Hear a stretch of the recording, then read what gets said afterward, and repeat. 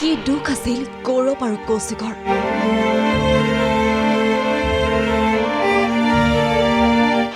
স্কুললৈ যোৱা দুই ভাতৃ ঘূৰি নাহিল।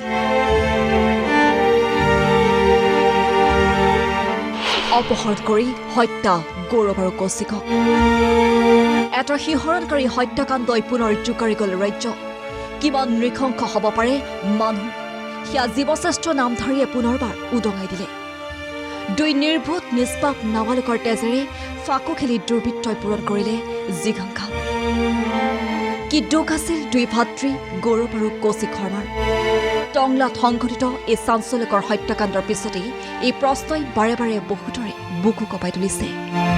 কালি স্কুললৈ যোৱাৰ সময়ৰে পৰা নিৰুদ্দেশ হৈ আছিল দুয়ো। আৰু আজি পুৱা টংলা জোৰপুখুৰী নিবাসী মহেন্দ্ৰ শৰ্মা আৰু গীতা শৰ্মাৰ পুত্ৰদ্বয়ৰ ৰক্তাক্ত মৃতদেহ উদ্ধাৰ হ'ল নাইকা নদীৰ পাৰৰ হাবিয়নিত। ব্যক্তিগত স্কুলত পঢ়িছিল, ঘৰৰ পৰা ওলাই আহিছিল, কিন্তু স্কুল গৈ নাপালে। আৰু আজি ইয়াতে আমি গম পাইছোঁ মৃতদেহ উদ্ধাৰ হৈছে, আজি নৃশংসভাৱে হত্যা কৰিছে। আমি গভীৰ দুখ প্ৰকাশ কৰিছোঁ আৰু লগতে আৰক্ষী আৰু প্ৰশাসনক আমি এটা দাবী জনাইছোঁ, অতি শীঘ্ৰে এই হত্যাকাৰীক গ্ৰেপ্তাৰ কৰিব লাগে। কোনে বাটৰ পৰা অপহৰণ কৰিলে দুই ভাতৃক? কি শত্ৰুতা আছিল মহেন্দ্ৰ শৰ্মাৰ সৈতে? এনে অযুত প্ৰশ্নই এতিয়া উদয় হৈছে সমগ্ৰ টংলাবাসীৰ মাজত, যাৰ কাৰণে শিশু দুটিক অপহৰণ কৰি নিৰ্মম নৃশংসভাৱে হত্যা কৰি পেলাই থৈ গ'ল দুৰ্বৃত্তই। উল্লেখযোগ্য যে টংলাস্থিত কেন্দ্ৰীয় জাতীয় বিদ্যালয়ৰ পঞ্চম আৰু ষষ্ঠ শ্ৰেণীৰ ছাত্ৰ আছিল দুয়ো। অইন দিনাৰ দৰে কালিও দুই ভাতৃ গৈছিল স্কুললৈ।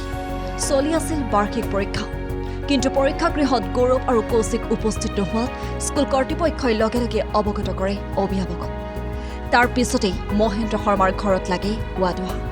কালি গোটেই দিনটো বিচাৰিও কোনো সন্ধান নোলাল দুই ভাতৃৰ।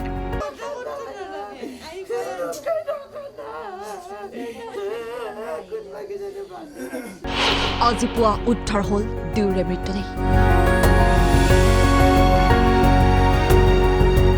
Bureau report, DA News Plus। যিকোনো খবৰৰ বাবে যোগাযোগ কৰক 7099017330 লগতে 7099017110 নম্বৰত।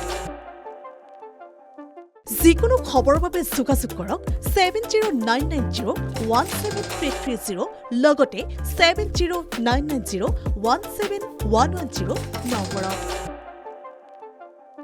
যিকোনো খবৰৰ বাবে যোগাযোগ কৰক 7099017330 লগতে 7099017110 নম্বৰত।